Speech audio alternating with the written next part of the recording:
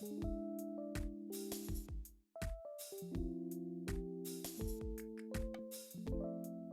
name is Amy Weliky. I was born in 1951 in Brooklyn, New York, and I lived in an apartment building that had 12 families in it. It was a four-story walk-up.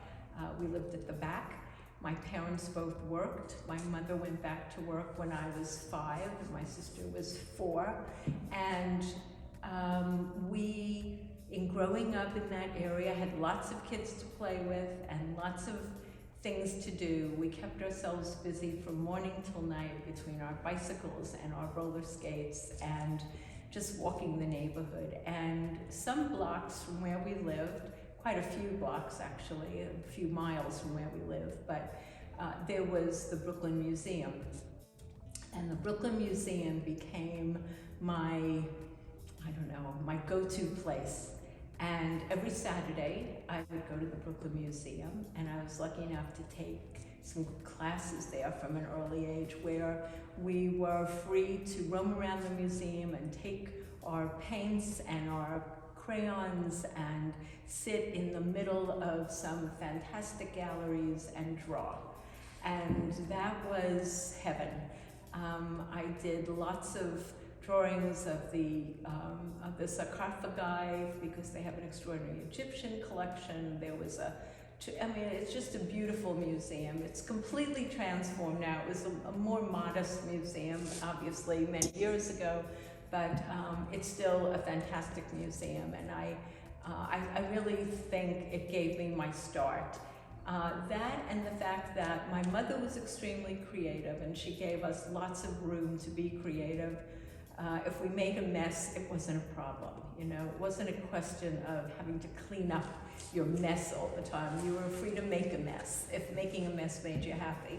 So there were lots of messes, and there were lots of crayons and lots of glitter and lots of paints and pencils and, you know, scissors and books that were encouraging. So I always seemed to have a pencil in my hand, and I always thought that I would be an artist. I was always geared that way, and it was kind of a good thing but a curse on a certain level because I didn't apply myself very much at school because I thought, well, I don't really need to. I don't really have to worry about math or worry about science very much because I'm going to be an artist, and I was encouraged along that way. So I did some time at Pratt Institute in Brooklyn.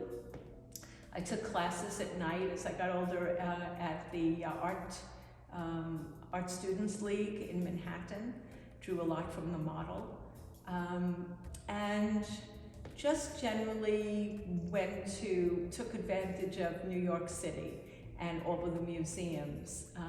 I was always happy to go to the Met and to the Natural History Museum and just all the great collections. And they were very much a part of my growing up, and they didn't cost anything, so we didn't have very much, and it was someplace you could just spend 15 cents to get on the subway, and from the age of 9, I was free to get on the subway and go wherever I wanted to go.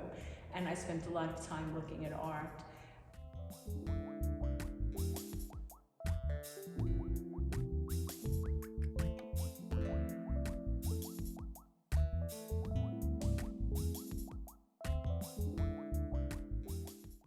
In 1969, I graduated from high school. I started going to college. I went to Pratt for a little while, then I went to the School of Visual Arts. So my parents were able to help me. I paid half, they paid half for that.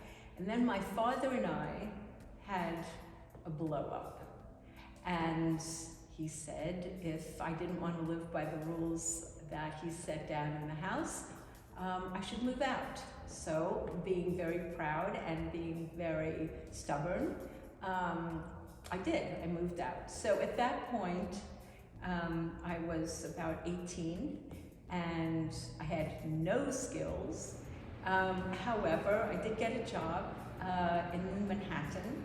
I would take 3 subways to get to my job every day, and they had a situation where you could then, in the evenings, if you were going to college and you got A's, they would reimburse tuition 100%. So I enrolled at Brooklyn College, started taking classes, and started being much more academic. I started taking classes that I had never really considered taking before. And I suddenly realized also that, in part, my muse, if it hadn't left me, it had definitely diminished, and my compunction to create things was kind of on the down low. And now I had to make my own way in the world, and I had to figure out how financially I was going to be independent, because I had severed relationship with my parents. So I decided that I would study something else. And just by chance, I met this wonderful woman who had been a doctor in China, and when she came to the States, she couldn't practice. She couldn't immediately practice. So she went back to school. She became an occupational therapist, and then eventually earned her medical degree again. And she was treating a very dear friend of mine. And in the course of treating him, we got to talking, and she thought that based on my behavior, based on my skill levels, blah, blah, blah, that I would be a good occupational therapist. Knowing virtually nothing about that occupational therapy thing, I said, well, just based on the fact that she was giving me some direction and she seemed to be a woman who I could trust, I decided to apply to an occupational therapy program. And that took me to Boston. I got into a program at Boston University, and actually before starting it, I had to do some intensive work experience, and I worked with people who, I worked in a big organization with predominantly men who had lost limbs. And so a great deal of the work was psychosocial interventions, but also a lot of wound care, a lot of getting that the surgical site ready for a prosthesis, and then learning about prosthetics, and then making prosthetics. The initial prosthetic, so that the person could get used to using it before the big investment in a permanent prosthetic. And those prosthetics that I made were made out of a thermoplastic material. It came in large sheets, and you melted it, and you cut it, and then you formed it. And that was my foray into doing some three-dimensional work. So I did that, and then I went back to school, and I became an occupational therapist. And in the course of studying for that, you have to do some anatomy, you have to do some dissections and prosections. At least at that time, it was much more of a medical model than that profession is now. And I did a lot of that work, and I really took to it. I really liked the science behind it. I liked knowing things. I liked being smart in that way. And I spent a lot of time studying anatomy, and in fact, later I came here to California, and I worked at a number of places along my very long career as an occupational therapist. And then in the 40 plus years that I was doing that, about the last 22 of them, I did a specialty just in upper extremity rehabilitation. So I worked exclusively with hand surgeons. So my focus became very narrow, but it became very much about knowing about shoulders, elbows, wrists, and hands. And I would fill notebooks of drawings as I was learning and taking workshops and studying the anatomy again. And that was what I did for my work life. I spent a lot of time working in outpatient and sometimes in hospitals, directed towards people who had injuries of all kinds to their hands, wrists, and elbows. And then in about 2.5 years ago, almost 2.5 years ago now, I retired. And I started drawing again, I started painting again, but I also missed the working in 3 dimensions. So it seemed that clay was a possibility. I wasn't particularly interested in throwing pots or making functional objects, so I started just, playing with slabs, and I had some knowledge from when I was at art school about the properties of clay, but at that time it wasn't of interest to me, but it was of interest to me now. So I just started playing with it. And I've just, in the last 2.5 years, been working almost exclusively in clay. And I've been using the human form most of the time in the work that I do, because it's a thing I'm very familiar with. And I don't work from pictures, I don't work from life, I don't work from a model, I just work from my head. And I try generally to imbue the thing, not so much with perfect anatomy, but with emotion. I think when I've been successful at making something, it's because what comes through is some emotional connection. I could be anatomically exacting, and I took a class with a sculptor who put a great deal of store in that, and I had my measuring tools, and I found it a joyless enterprise.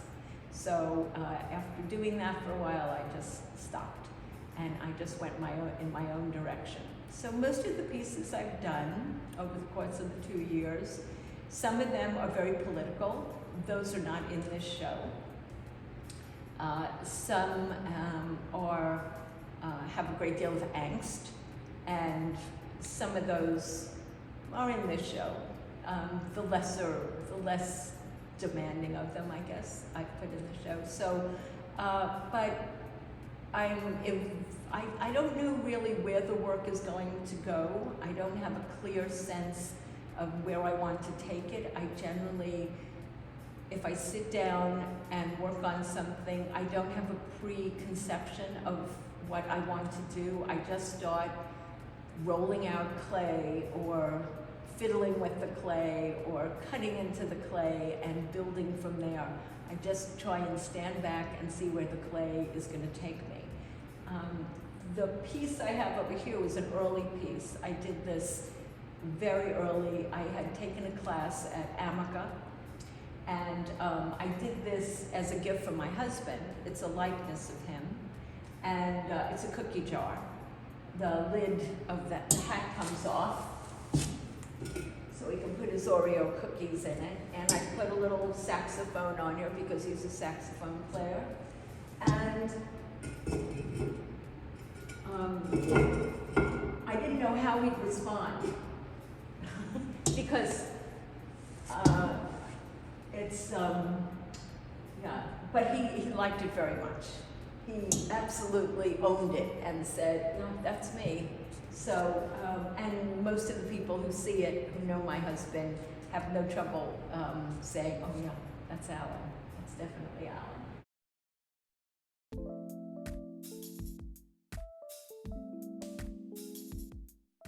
So I played around with an air gun with this and hand painting. It's all glazed, and I just built it up. I just built it as I was going along, and I think it's okay. It's not the direction. I don't want to keep doing the same thing over and over. But I was happy to do this, and it made my husband very happy to see it. So I think on that level, it was successful.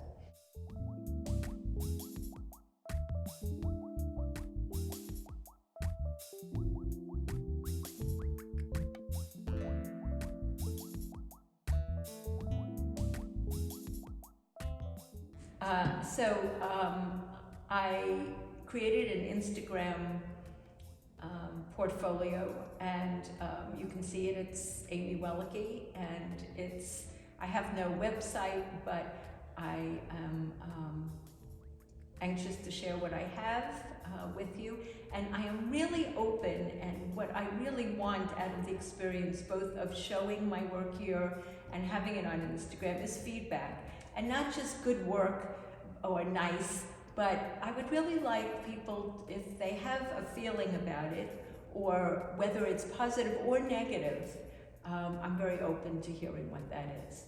Thank you.